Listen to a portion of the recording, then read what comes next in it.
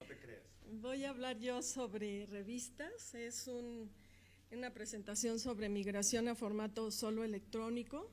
Y bueno, yo creo que en muchas universidades, tanto mexicanas como extranjeras, ha sido un tránsito sencillo, pero en la UNAM ha tenido cierta complejidad y pretendo describir por qué. Vamos a hablar de características de los acervos de revistas científicas y técnicas suscritas en formatos impreso y electrónico en la UNAM, medidas adoptadas para racionalizar los recursos económicos, migración a formato solo electrónico y los retos que esto representa. Primero diré que la universidad estuvo celebrando el año pasado sus 100 años de vida como Universidad Nacional, pero tuvo su antecedente en la Real y Pontificia Universidad de México, fundada en 1551. Por lo tanto, ha desarrollado colecciones de revistas científicas y técnicas impresas de manera sistemática desde la primera mitad del siglo XX y por supuesto, en fechas pasadas el desarrollo se realizó y se logró principalmente a través del canje y la donación. Esto hace que algunas de las bibliotecas de la UNAM sean depositarias de valiosos títulos publicados en siglos anteriores. Por ejemplo, el más simbólico de todos, el de Philosophical Transactions of the Royal Society of London, que todavía hace 15 años acudían usuarios que venían sobre todo de universidades del interior de la República a consultar este título a la UNAM o a constatar que estaba aquí porque algunos no lo creían. Ahora todos tenemos acceso a esta valiosa publicación a través de Internet. La UNAM además ha logrado sostener un ritmo de renovación de sus revistas, haciendo a veces unos esfuerzos muy grandes en cuanto a la inversión de los recursos económicos, lo que no ha pasado en otras muchas universidades en donde las frecuentes devaluaciones han afectado y la falta de apoyo que algunas universidades o algunas instituciones gubernamentales no han podido sostener año con año hacia sus bibliotecas, por lo que la UNAM alberga muchos títulos que son únicos en el país. Hay que mencionar además que la selección tiene un marco totalmente académico. Actualmente se realiza con base en lo que establece el Reglamento General del Sistema Bibliotecario y de Información, que desde 1991 rige este funcionamiento del sistema, en el sentido de que cada entidad académica o cada dependencia académica administrativa debe tener una comisión de biblioteca. Y esta comisión de biblioteca supervisa y autoriza la renovación de las suscripciones, los nuevos títulos o las cancelaciones que se hacen año con año. Entonces, la UNAM, el apoyo que ha dado a través de sus bibliotecas y en particular sus hemerotecas es ya de múltiples generaciones y a diversas instituciones, tanto nacionales como extranjeras, a empresa, por ejemplo, a gobierno, hospitales, universidades, instituciones de investigación, que todavía acuden a consultar revistas de estas que comentaba anteriormente, que son fondos antiguos y que no están aún digitalizadas, pero que existen solamente en algunas de nuestras bibliotecas en este país. A partir de 1929 se integraron varios centros de investigación a la UNAM. Estos habían dependido anteriormente de oficinas gubernamentales como el Ministerio de Fomento, pero durante la Revolución quedaron desprotegidos y se incorporaron a nuestra institución. Entre ellos, por ejemplo, el actual Instituto de Geología, el Instituto de Biología y el de Astronomía, que hay que decirlo, hacen las veces de Servicio Geológico Nacional o de Observatorio Astronómico Nacional. Ellos ya albergaban acervos muy importantes de revistas y esta fue la época en que el rector era José Vasconcelos. Para nuestros colegas que vienen de fuera hay que decir que José Vasconcelos impulsó muchísimo el desarrollo de las bibliotecas en ese tiempo, sobre todo las públicas, y también el fomento a la lectura y el combate al analfabetismo. También en las décadas siguientes, sobre todo en los años 30 y 40, se crearon nuevos institutos como el de física, el de matemáticas, el de química, el de investigaciones sociales, etcétera. Y esto enriqueció mucho a la UNAM nuevamente, pero también fue motivo de incrementar el número de suscripciones que ya se tenían.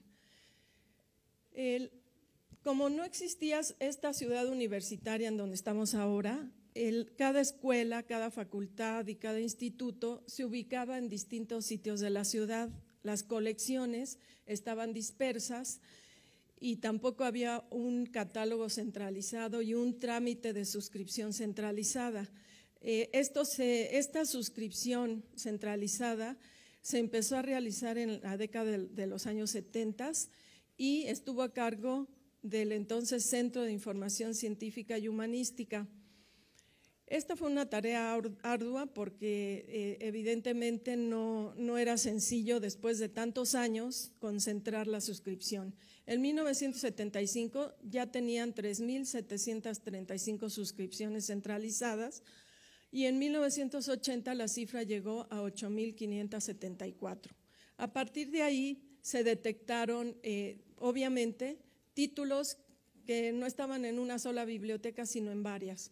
La repetición de títulos ha sido una de las razones por las que la transición a solo electrónico se ha demorado. Ya se habló en ponencias anteriores que en México y en general en América Latina vamos un tanto atrasados de los avances que hay en el primer mundo. Y en esto de la migración hay un ejemplo. Pero bueno, entendemos que estas suscripciones con 2 o más copias era necesaria cuando esa dispersión de las escuelas, facultades e institutos se tenía como la marcamos. Al lograr la centralización, se detectó el monto de estas duplicidades y, por ejemplo, en 1980 era de 54.8 títulos únicos contra un 45.2 de duplicidad, era bastante alto. Ya en 1990 la cifra había disminuido a un 21.8%. Por otro lado, tenemos el problema de las crisis económicas y su repercusión en el presupuesto de la UNAM.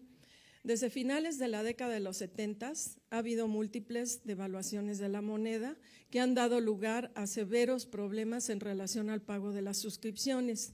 1986 fue uno de esos años críticos y la renovación de una parte importante de las colecciones estuvo en riesgo y fue necesario recurrir a decisiones extremas. Aquí tenemos el Estadio Olímpico de la UNAM.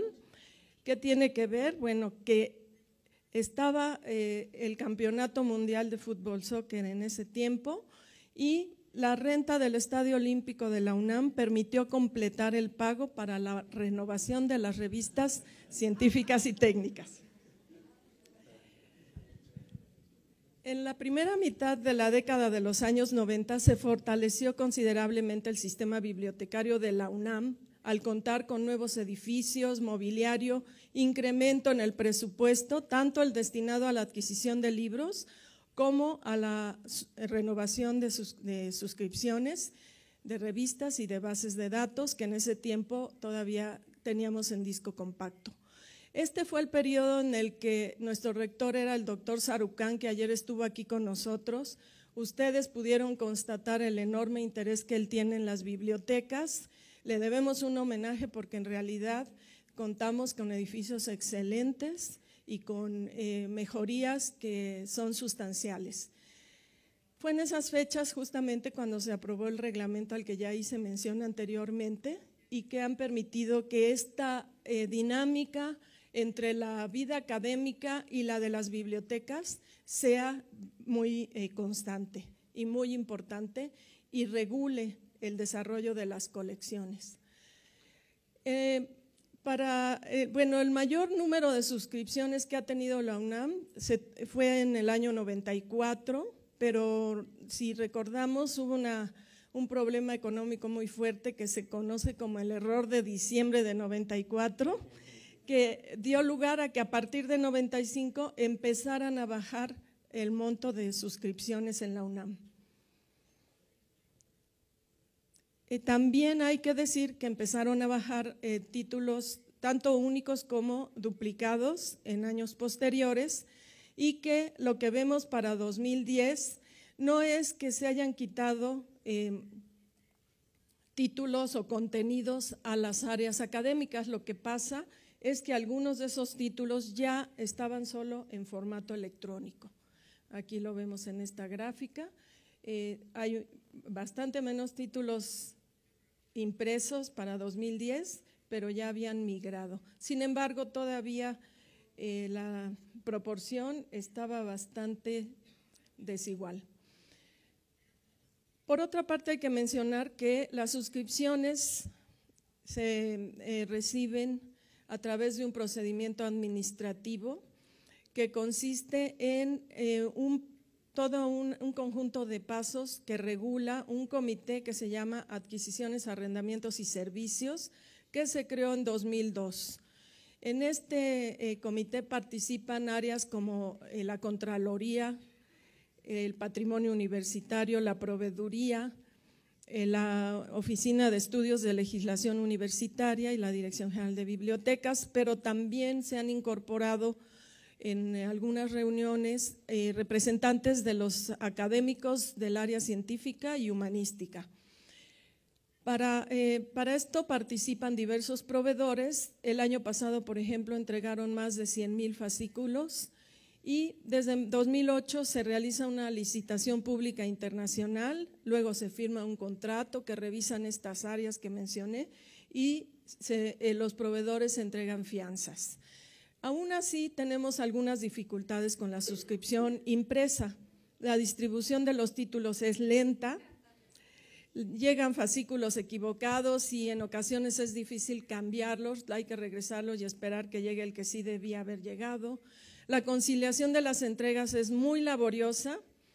Aquí tenemos, por ejemplo, una imagen que seguramente si está por aquí nuestra jefa de reclamaciones se verá identificada, porque son bastantes. Sobre todo es muy laborioso el tener centralizado todo este mundo de información y poder decir qué llegó, qué no llegó, qué se reclamó, cuándo, etcétera. Al final las entregas no son del todo completas, dejan algunos huecos en las colecciones, y la incorporación de nuevos títulos electrónicos que siguen asociados al formato impreso suele ser un tanto lenta y en ocasiones no es atendida por los editores. Hemos visto que es mucho más complejo añadir títulos electrónicos nuevos cuando van ligados al formato en papel que cuando son títulos electrónicos que se están suscribiendo solo como electrónicos. Entre 2003 y 2009 se realizaron diversas acciones tendientes a reducir el número de títulos impresos repetidos. Se dio énfasis a la sustitución de títulos de editores que ya tenían estabilidad en sus accesos electrónicos, porque obviamente hemos tenido una serie de problemas con algunos editores, sobre todo pequeños, ¿no? con algunas pequeñas sociedades científicas que no siempre nos dan una respuesta rápida a la activación, y también por este procedimiento que seguimos de licitación pública, año con año cambian los proveedores que entregan las revistas impresas